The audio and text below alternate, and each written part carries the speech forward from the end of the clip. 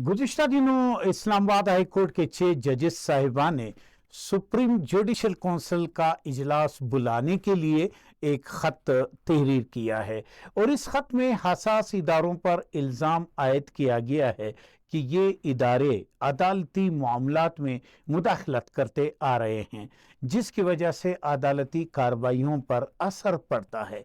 इस ख़त में ये भी कहा गया है कि इन इदारों ने इस लिखे गए खत में कुछ और भी लिखा गया है। ताहम इस मौका पर हम ये कहना चाहेंगे कि अगर इन जजेस साहिबान के काम में किसी इदारे की जानिब से कोई मुदाखलत की गई है और अदालती मामलात पर असर पड़ा है, तो क्या सिर्फ इन 6 जज साहिबान के साथ ऐसा हुआ है?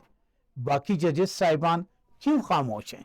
ये सवाल तो बनता है और यहाँ पर जरा सोचना भी बनता है, बल्कि जरूरत इस अमर की है कि हकीकत असल में क्या है और पसे पर्दा मकासद क्या हैं।